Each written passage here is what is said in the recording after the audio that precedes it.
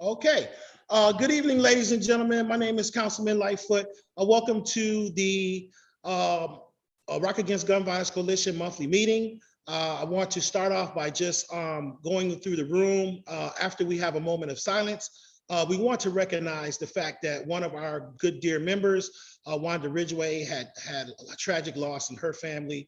We want to acknowledge that, as well as to acknowledge all of the 55 victims and then those who came before the 55 that we've had throughout the years that have been victims of gun violence and violence within our community. So I would just ask if you would join me, please, sir, please, ma'am, for just a moment of silence to honor those families and all of us and those who've been traumatized and victimized by violence in our community. Thank you.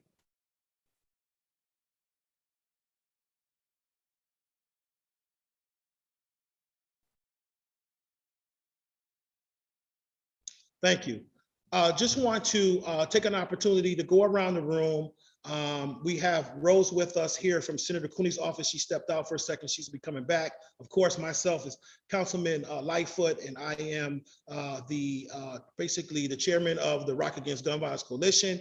And we'll go around the table and are going around the room. Our Hollywood Squares here. I'll call your name out. You can just tell who you are and what agency you're with. We are streaming live through our City Council YouTube page. So there may be individuals who may not be familiar with some of us. And so we just want to go around the room and have a quick introduction. I'll start with you, Wanda. Hi, good evening. My name is Wanda Ridgway. I'm the Executive Director of Rise Up Rochester. Welcome. Captain Murrow. Good evening, everyone.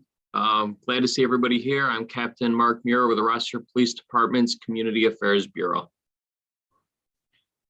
Welcome, Cap. Aaliyah. Good evening, everyone. My name is Aaliyah Henson Williams, and I'm the manager of the Crisis Intervention Services Unit at the City of Rochester. Welcome. Kathy. Good evening, I'm Kathy. I'm a volunteer for the Rochester Coalition Against Gun Violence, and I also volunteer with Brady United Against Gun Violence. Welcome. Ms. Scott.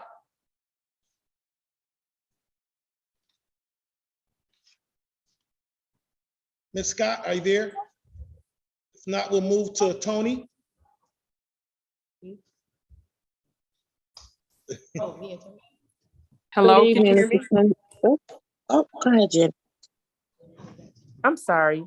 No, It's Miss go J ahead. from Rise Up Rochester. Okay, welcome. Ms. J, Tony, go ahead. Good evening. This is Tony Nelson from 585 Snug. All right, welcome. Edward. Good evening, everybody. My name is Edward Brown. I'm associate professor in the Department of Biomedical Engineering at the Rochester Institute of Technology. Welcome, sir. Andre. Good evening, everybody. Andre Gully, legislative aide for Councilman Lightfoot and lead assistant for the Rock Against Gun Violence Coalition. Welcome. Jesse. Jesse Parson from Rise Up Rochester. Welcome, sir. Sabrina. Sabrina Lamar, President, Monroe County Legislature. Welcome, Beth.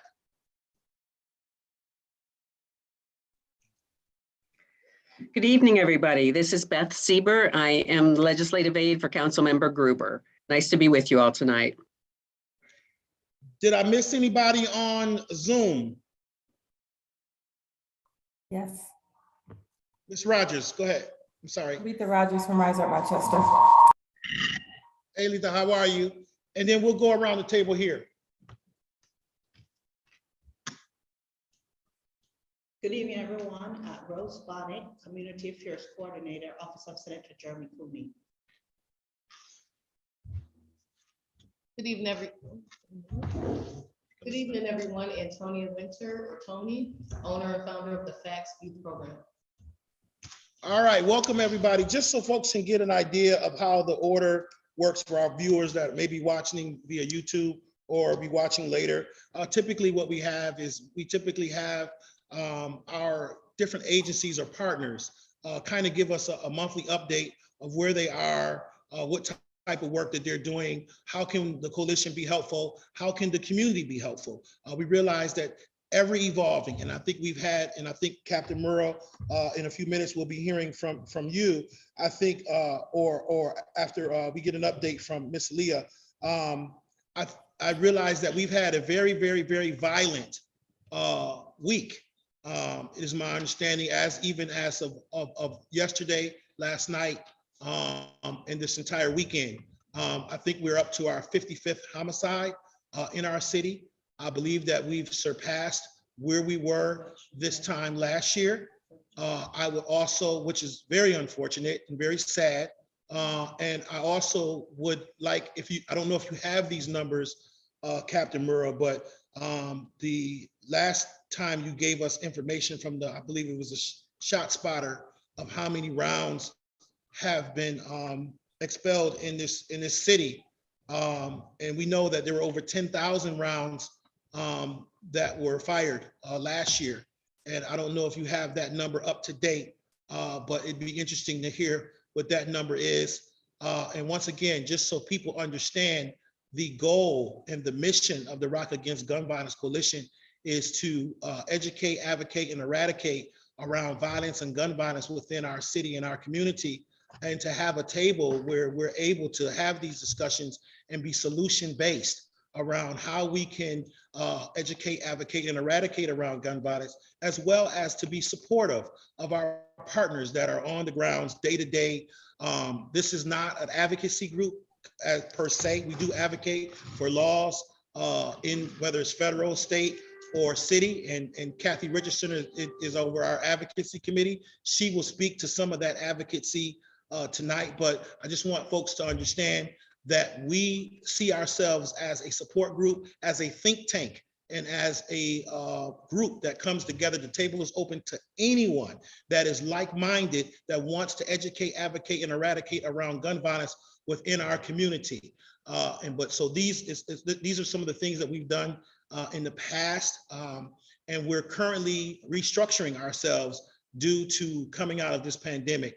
So we want to be very honest and open about where we are in our process, and as a result of this pandemic, we're restructuring ourselves and getting ourselves kind of back on track as far as our work in this space of advocacy, eradication, and education around violence and gun violence. So with that being said,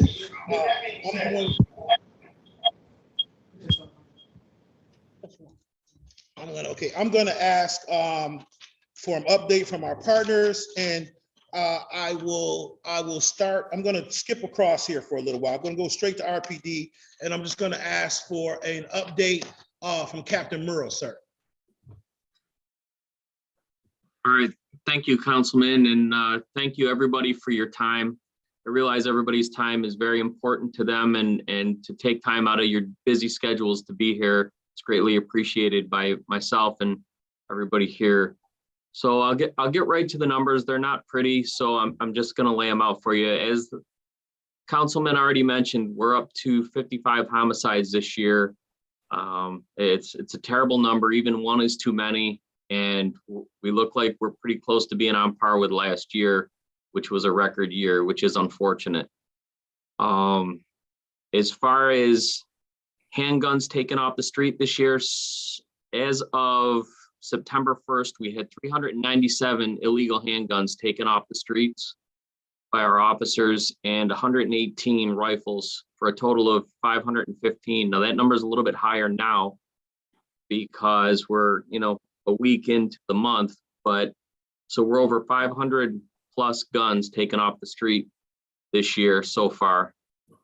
To Councilman Lightfoot's question with regard to rounds fired within the city, last year we were over 10,000 rounds for the year, I believe was the number. I don't have it right in front of me, but to date this year, as of today, 11,910 rounds fired in the city of Rochester, according to our shot spotter analysis. It's not 100% accurate, but it's pretty close. And that's a staggering number for anybody thinking about it. That's a lot of gunplay in the city that that is just terrible. It's a terrible number to look at and to hear. And, you know, that's where we're at right now. I'm looking at our open data portal on the city's website, the RPD open data portal. And to date, we've had 219 incidents with individuals being shot in the city. 255 total victims. Of those shooting victims, 44 were fatalities. And we're, like I said, we're on par with last year, unfortunately. So those are the numbers we have right now. Hopefully they start to get a little bit better as the year goes on and the weather changes a little bit. So that's where we're at. I'm happy to take any questions, or I'll bow out of the way for Aaliyah. I know she has a lot of good information to give us. Yeah, Captain Murrow, first of all, I just want to say that if I understood you correctly, we said 10,000 rounds was the entire last year of 2021, correct? Yes, sir. Okay, so now you're saying we're at almost 12,000 if we were to round that number off, 11,910 to be exact, but approximately 12,000 rounds this year in 2022, and we still have several months to go in the year. Yes, sir. So according to the data, we're already surpassed where we are in September than where we were the entire, as far as the shot spot is concerned, the entire year of 2021. Yes, sir. That's accurate. Wow. So, okay, my next question, then I'll open the floor up for questions from Captain Mara from the group. My next question, Captain, with the new police chief being sworn in, being appointed as the permanent chief, Chief Smith, we have some new individuals, Keith Stiff, I believe is his name, who has also coming on board, and with a new command staff being restructured, and I know you can't, I'm not looking for you to go into specific strategies, but is there a plan for, with this new command staff, this new structuring of the police department? I know we're also, there's hiring going on as we speak within the police department as well. I mean, how are these things going to factor as we go forward in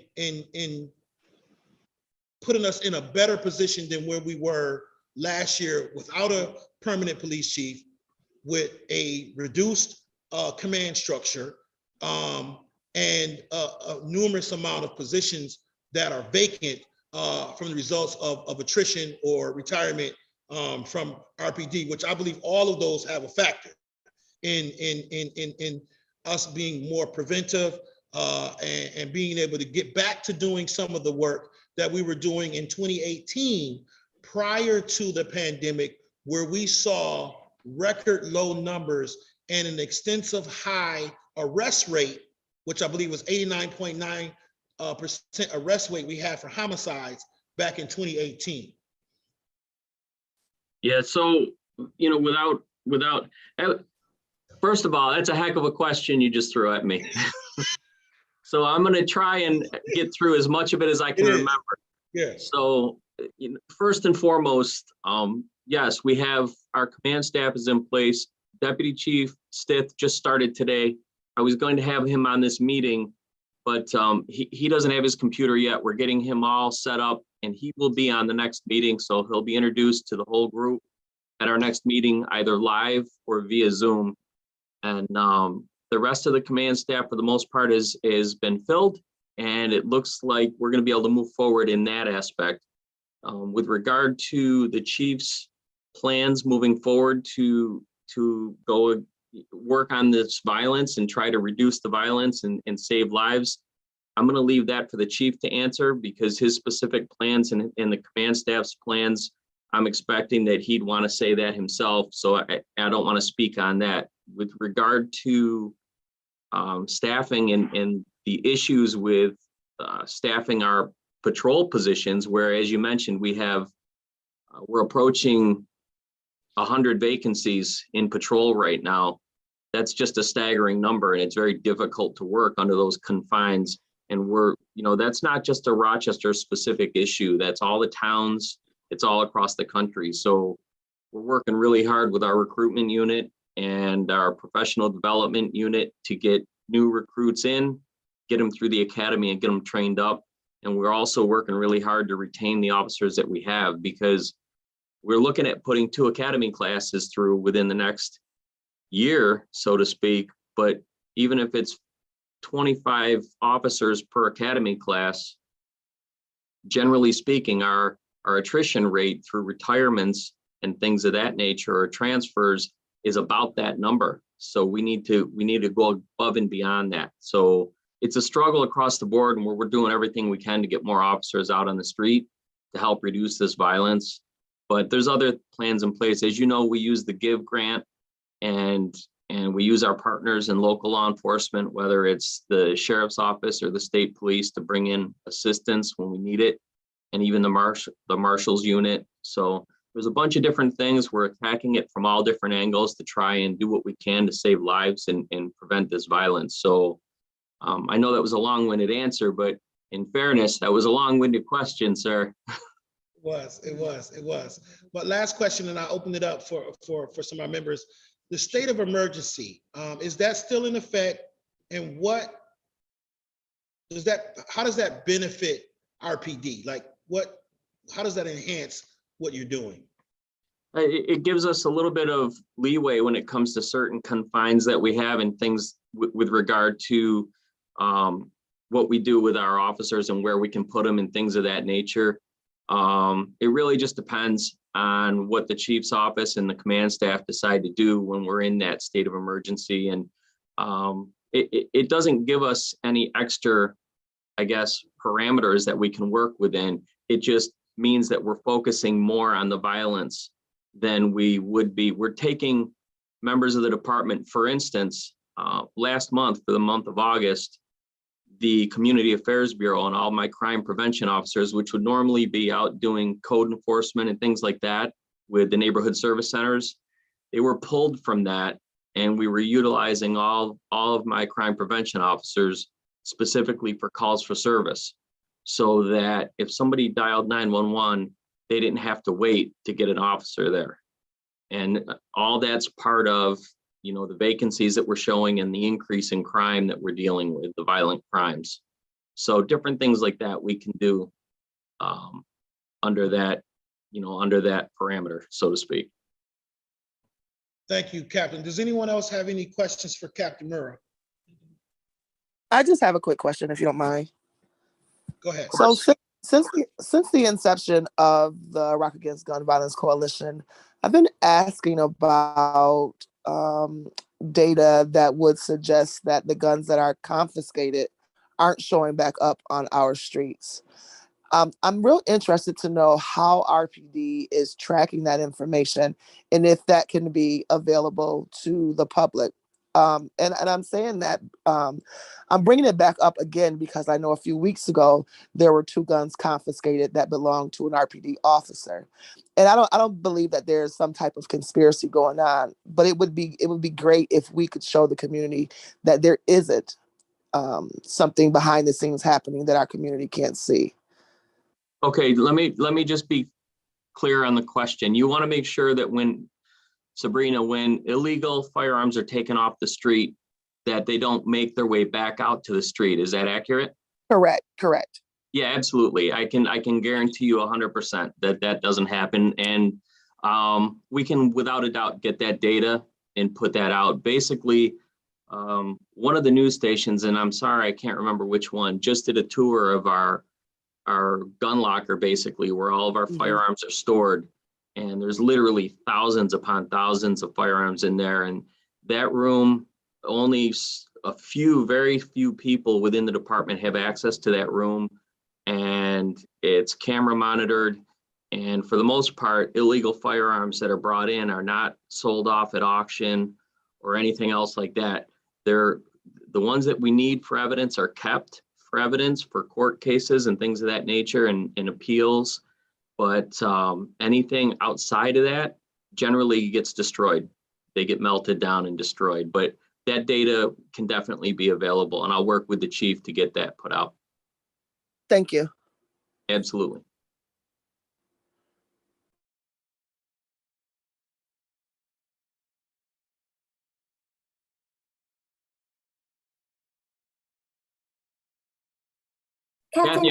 Kathy, I was waiting for you. I knew you would have one for me. What do you have? Well, Captain Mira, I'm just wondering, what does Hold on 1 second. We had a question Was I muted? from Oh, Antonio. sorry. Could you hear us? I'm sorry. Didn't Antonio, then Kathy. Yeah, I think we were muted, sorry. All right, can you hear her now? I can, yes.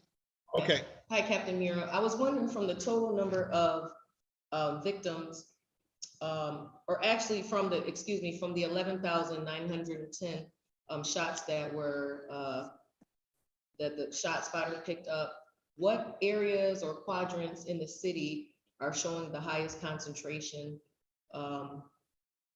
that we should be focused on? Was it in percentages? I don't know if you have that information in front of you or off the top of your head, if you can point out which areas have the highest numbers of concentration. So the data came across in an email format, and it just had the numbers on it. So I didn't have any kind of a visual to see where they were coming. It was just the straight numbers that were given to me. I can find out. I'm pretty sure I can get that information. My expectation would be that it would be very similar to where most of our shootings are taking place. Okay, because I think that'd be important with a lot of the street outreach that we do, and a lot of the other events that we hold, feeding people, or even providing clothing. I think sometimes concentrating in other things that people need may have an impact, and just really getting to know the people in those areas. So if we do see a correlation, maybe that would be an area that we can focus a lot of our efforts on, and try to reduce gun violence that way. So I'd be interested to know. That's a great question. So Cap, if you could get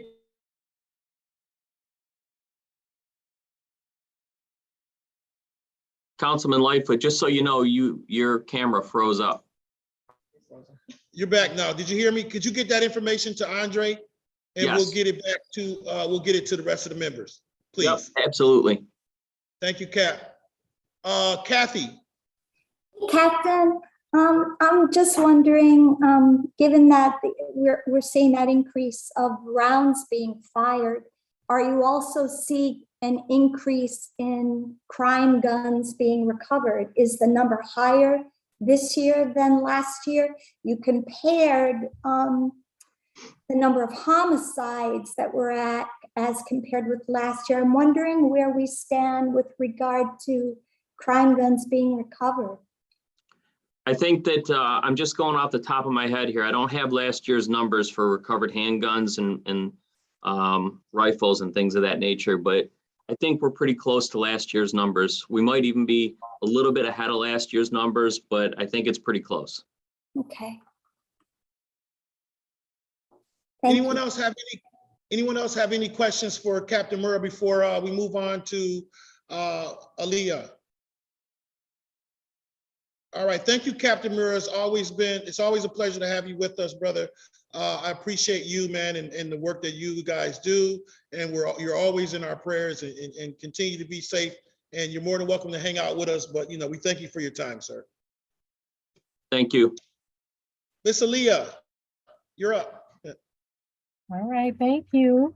So I can just give a brief update on what's happening with crisis services and the 3 teams over here: homicide response team, the PIC team, and the community support team. So I'll touch first on the homicide response team because we are having a great deal of conversation about the homicides that are occurring in the community. Our team, which includes myself and Wanda, we continue to respond to the homicide scenes and provide support to the families at that time. We're then able to move the families into more support through the community support team and Rise Up Rochester, as well as Pathways to Peace if necessary. And we have probably assisted in one form or the other, probably about 52 of the 55 families who have been impacted by the homicides this year. In addition to that, we continue to work within our partnership with Wanda and Rise Up Rochester in assisting other victims in the community. And those can be victims of various types of situations. I'll let Wanda touch on that. But we are continuing to just serve as many community members as possible who are or have been victimized and are considered innocent victims.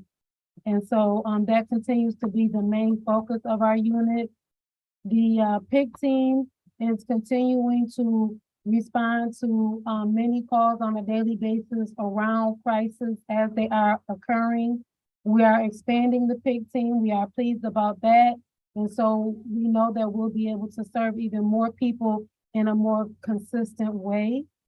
We also are just focusing on more community education and outreach so that the community can continue to stay informed about the support that's available in the work that we're doing. And lastly, we are building our relationship with the Hub 585 and Dr. Ashley Cross through our therapists that we have here, Staying with Young People therapists who provide services to young people that the PIC team encounters when they are going out on their daily calls. So we continue to be busy. We continue to strive and work as hard as we can. You know, it is sometimes a tiring and exhausting work, but I know that, you know, Wanda and myself continue to just stand firm and do what we need to do to make sure that the work happens. Wanda, did you want to add anything? As Aaliyah mentioned, we have worked hard this year. We not only placed several families in safe housing, we have relocated people out of town. It's been very busy with the support. Trying to do mediations is very, very difficult. It's a lot of angry folks out there. But as she said, we would continue to work together and make sure that, you know, we, you know, get the work done. Well, I first of all, I want to, before we open it up for any questions for Aaliyah and Wanda, I want to thank you, always honor what you guys do. And I want to encourage us to understand that a lot of that homicide response work was birthed through this Rock Against Gun Violence Coalition. And that's important to acknowledge. Because when people say, oh, well, what do they do? Or what have they done? If we do nothing else, just creating that homicide response was incredible, because imagine what would have happened to those 52 families plus, because we got to go back to how long the homicide response team has been in effect.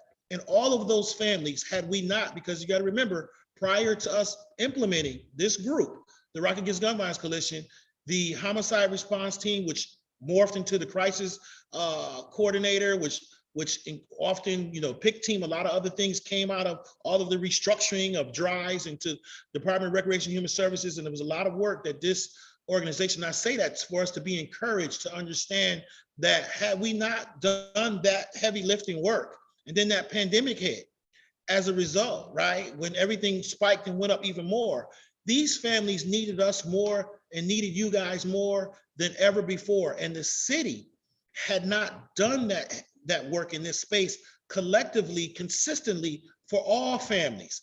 And so it makes my heart feel very good, not that we had to do it that many times, because I would hope and wish that we never have to do this work. However, I think about how many more families traumatically impacted, or how many more retaliated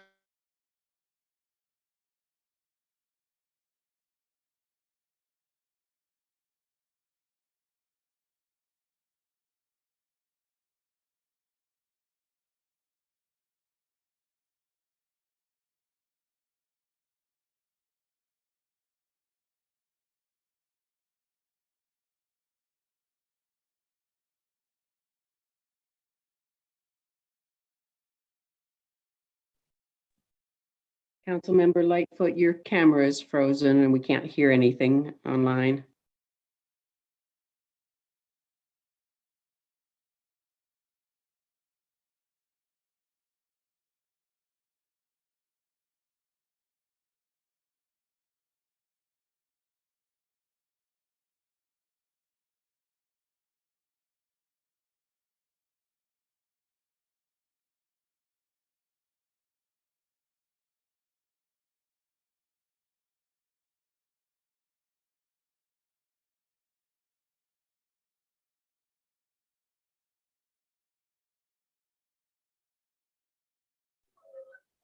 Okay, it looks like we completely lost him there.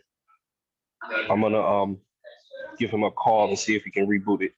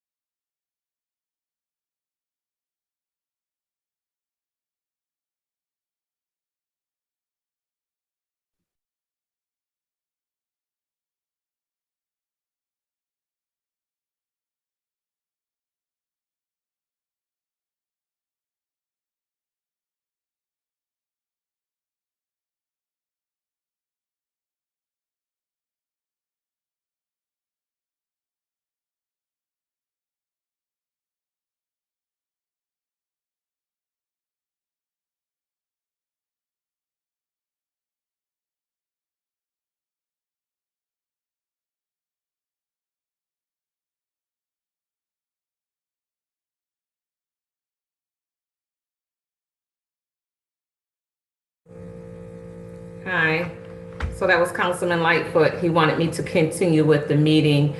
Kathy, he wanted you to, do you have any updates? You're muted. Yes, ma'am, I do. Okay, so basically, Councilman Lightfoot just wanted me to share a recap. Some of the things we focused on are legislative initiatives. There were a whole bunch of gun laws that were passed in New York State last year. And I think the one that probably is one of the most important, I think, is the Gun Dealer Code of Conduct law. It's a law that's going to finally create enforcement, oversight, and accountability on gun dealers operating here in New York State. A big piece to that law is for us to move now in the direction of holding our law enforcement accountable to how they hope to enact the law. What are the means that they're going to be using to ensure that that oversight, enforcement, and accountability that we depend on to create safer communities, how are they going to enact that? So some examples would include how many inspections are they going to be performing on New York State gun dealers? Will the gun dealers be required to submit reports? How frequently will they be required to submit reports? What about guns being sold repeatedly to the same person?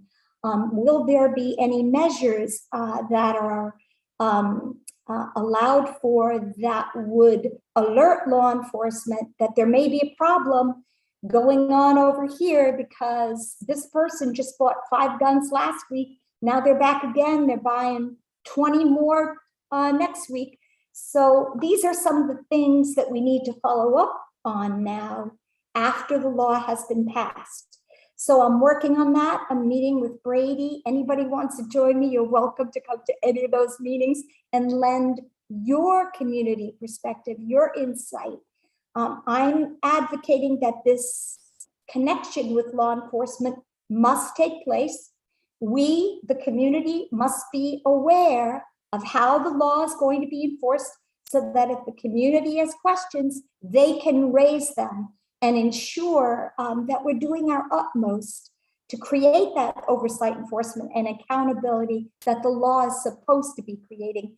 And I would parallel it to the mass shooting in Buffalo.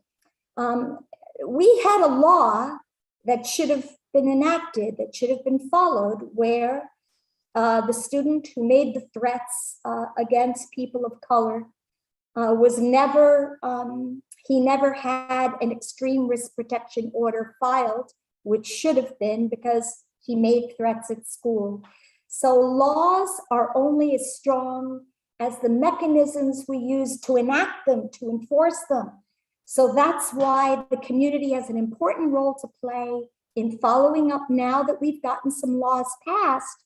What is law enforcement doing to enforce these laws? So I'm trying to create a venue for ROC Coalition Against Gun Violence. Anybody that wants to join me, a venue for having that discussion with our local law enforcement, or if it's going to, if the person's in charge of enactment of the law, it could involve New York State law enforcement. I'm not sure yet. Brady is getting back to me on that. So that's one really important thing. But that law was passed. Now we got to make sure that we follow up and hold our legislators accountable to how the law is going to be enforced. So that's that. Second thing, we have a gun trace report, as everybody knows, thanks to truly, the truth is, and I'm so glad I can say this, and Councilman Lightfoot can't counter me on this. It's because of him that the gun trace report was enacted and is being implemented. It's because of his leadership. And why is this important? Because a gun trace report gives the community the evidence it needs to identify crime gun supply sources and methods being used to infuse guns into the community. And without that knowledge of the sources, where are the guns coming from, and the methods, what means is being used to move these guns around, without that information, you can't enact specific programs or policies that target the problem of supply source and methods that are being used to basically undermine the safety of the community. So the Gun Dealer Code of Conduct Law and the Gun Trace Report are two very critical tools that the ROC Against Gun Violence Coalition is leading on in terms of responding to the need for the community to be protected and secure in every space where they live, where they work, where they worship, where they play. So those are two big things. And then the only other thing I have to report is that I would like some feedback from all of you. I'm thinking about doing a public forum. This would be throughout New York State. So folks from Buffalo would be joining us, folks from downstate, if you're interested. And the purpose of the forum would be to have a discussion on gun trafficking and how it's impacting our various communities in New York State.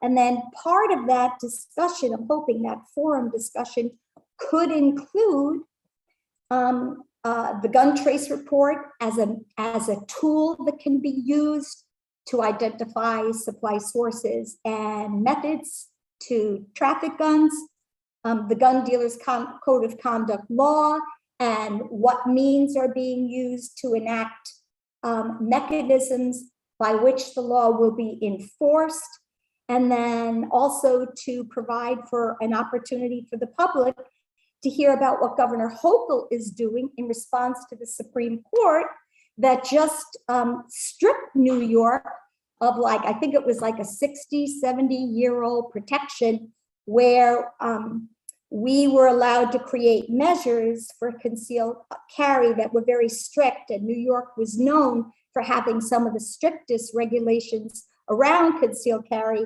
And the Supreme Court ruled that anybody should be allowed to conceal carry their gun anywhere. So in an emergency response, Governor Hochul took some very important steps to protect the community, since she couldn't change what the Supreme Court had taken away, stripped away.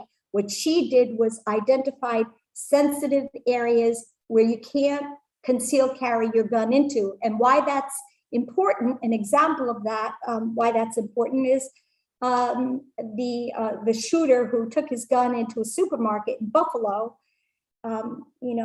for whatever laws mean for various people, particularly those who violate laws. Laws are intended as a means to stop people, to get them to think twice about what they're doing.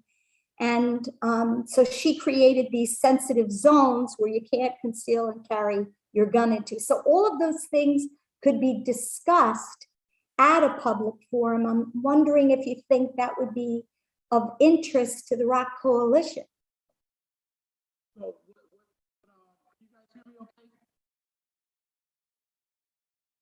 Can you guys hear me okay? Can you guys hear me okay? Yes. Yeah, okay.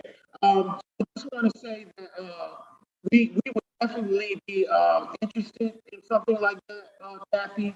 Just don't think that we could, we don't have time tonight to try to work through all of that. What we can do is we'll say that we will make sure that we ask for those who are interested in doing that. And if that's something that they want to join a committee to help put together a group that works on a panel discussion that we can have, we will work diligently to work with Andre and yourself, and we'll put together that committee. Just email Andre if you guys, whoever's interested in being a part of that and wanting to get involved with that panel discussion. I think it's a good discussion. I think it should be one that we should have. And I'm willing to help to coordinate making it happen. I'm so sorry, Councilman Lightfoot. It was hard for me to hear what you said. It was breaking up a lot, but I think you told me to contact Andre. Yes, can others hear me okay? Can anybody else hear me okay? That's better. That's better. I hear you fine. Oh, somebody said they heard me fine. Is this better? Can you hear me a little better like this? Okay, so what I'm going to say, I'll say it again. And again, work with us on this technology.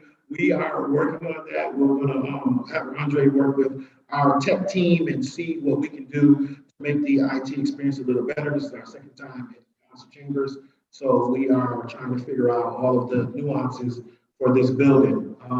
Nonetheless, we can do that, Kathy, but we will put a committee together, okay? We'll put a committee together to work and to make that possible, all right? I'll work with yourself, Andre, those individuals from the coalition or anyone from the community who want to be involved in such a putting that together.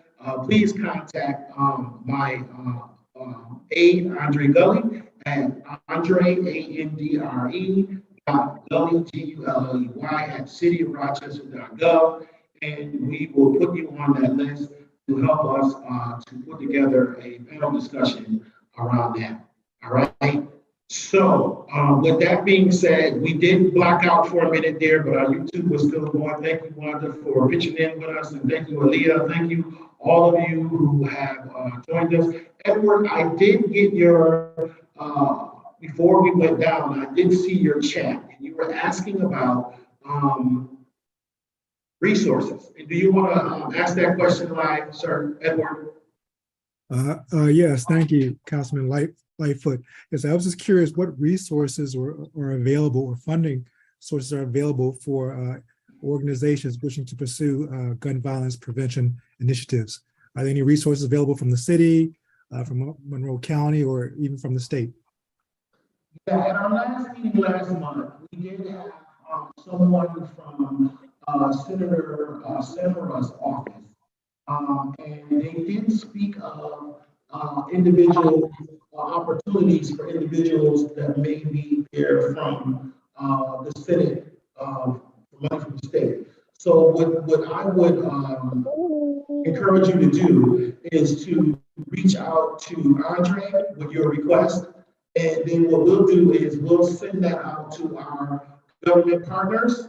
And if there are opportunities that are available, to include our city partners as well, then we will make sure to let you know what is out there and what is available. Even if it means, and he just put it in the chat for those of you who are on Zoom, his email address.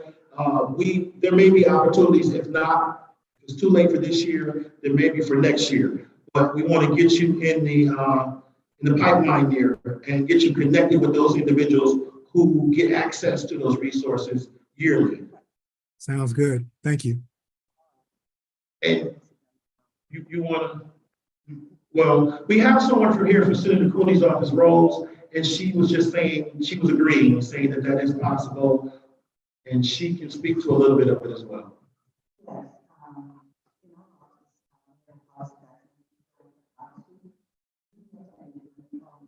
Yes. I can't hear you. Can you hear me? Yeah. Can you hear me now? That's better. Okay, yes, I was just saying, we have a great team member in Senator Cooley's office. His name is Joe Rakowski. And he's the person who deals with proposals surrounding funding for these different programs that we have to address violence or gun violence. And he would know best if you reach out to us, Councilman Lightfoot has proposed, reach out to his office. And he will be able to get any information reported to you. But that proposal is ready about how you intend to use this funding and how you intend to address what's going on. And when it comes to the office, it's not in this year's budget, it is something that's there for consideration for the next budget year. So Edward, you get in contact with Andre, shoot him the information, get your proposal together so that when they reach back out to you, you can give them something tangible of what you want to do with this money that is anti-violence or preventive measures that you want to do with your program. And we'll make sure that you get connected with the right folks for those opportunities, okay? Okay, thank you very much. You're very welcome. You're very welcome. All right, ladies and gentlemen, we're not going to take you through any more of this grueling situation here. We're so grateful to have each and every one of you. We do have some things that there's a lot of things that we're unable to talk about because they're in the making. But I want you to know that behind the scenes, we are doing some things that are going to be very transformable in regards to gun violence in our community. Our gun trace data report is going to be huge. We're constantly working on that. We're really advocating to get that done. But there are some very, very transformative things that we have been doing behind the scenes that we hope to be able to have announcements with before our next meeting. We're hoping to have some of this stuff in play. If not, we will definitely, as they play out, we'll have more information as we can share at a later date. But I do want you to know, once again, for the community that is out there who may be listening, we meet the first Tuesday as it stands now, every month at 6 o'clock here at City Hall, free parking. We're trying to work diligently to have a hybrid meeting where we have Zoom, on YouTube and in person. We'll be working to improve that, those measures and tools as we move on. There's a work in progress as we work in this technology. However, you feel free that you can come to these meetings in person here at City Hall at 6 o'clock every first Tuesday of the month. Our next meeting will be October 4th. We do, and as you heard from some of our partners, they work on a consistent daily basis. You can reach out to them individually if you want to get involved with any one of these programs or be an assistant, we too want to support our partners. I know that they're always looking for volunteers to help, as well as there oftentimes are even employment opportunities with some of these agencies and companies. So be on the lookout on our City of Rochester employment website for potential opportunities that may be available.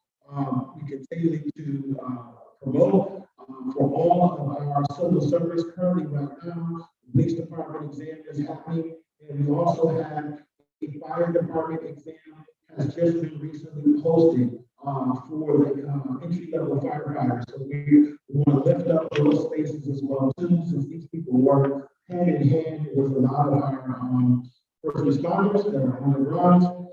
So we can never have enough people working in those spaces. Also, we just want to say that as we go forward, we're going to be working for the next 30 days, Andre and myself, to do a couple of things, and that's re-engaging our folks. Also, we're going to be getting a survey from us to just see how we can better these experiences. We're going to be working with our IT department to better our virtual and hybrid experiences while we're here in this building. And so we ask, as we send out that information, that you please, sir, please, man, fill that information out, will be anonymous, so we can get your actual good feedback on how we move forward. But once again, we want everyone to know that you can be reached at either my email address, Willie, my name, .lightfoot@cityofrochester.gov, or andre.gully@cityofrochester.gov, or you can call us directly at 585-428-6554 is our office number, and we would love to have you be a part of our coalition. It's open to anyone. It's available to sit at this table as long as you are in the same mindset of eradicating, educating, and advocating around violence and gun violence within our community. So this is work that is ongoing, it's daily, it doesn't stop, so we can't stop being diligent about us coming together and working on solutions and support. Support and solutions, I think, is very important. Also, I would like to offer for consideration as we move this year. We have our first total health and launch of our total health and wellness initiative, where we had two major events. One on Jefferson Avenue, which is in one of the zip codes that we know is affected by the violence in our community, 146, 08, and 11. And then we also had one on Lamarcata at the International Plaza on North Clayton, which is 146, 21, and 09. And we had an array of partners, over 60 to 70 partners were in attendance at these health and wellness fairs. We also feel that we have an opportunity there to also do our violence prevention, our crisis intervention, also to educate. I heard Leah speak of helping to educate the community. Well, we want to also be a part of educating the community. We're already working as we debrief the initiative. We're going to start providing services to our centers from our partners from the survey. We have over 300 some people fill out the survey as a result of both of those fairs. And we're going to make sure that we are implementing that educational component as we move forward into providing these well-needed services within our community that spawn out of the Total Health and Wellness Initiative. So we ask in our closing, if there's anything that we can do, Ms. Leah and also Wanda, and of course, Mr. Captain Durham, and those of you who work in these spaces, that we want to continue to be advocating from the community perspective, from the city council perspective, and from the coalition's perspective to assist you guys in this work. We realize it's tough work, so we want to take some of that load off by whatever we can do to bring support. And so that's kind of what we feel is our purpose, part of our purpose of what we do. So I want to just offer that. And with that being said, we're going to say good night, everyone. God bless you. And until we see and meet again. All right. Take care. Blessings.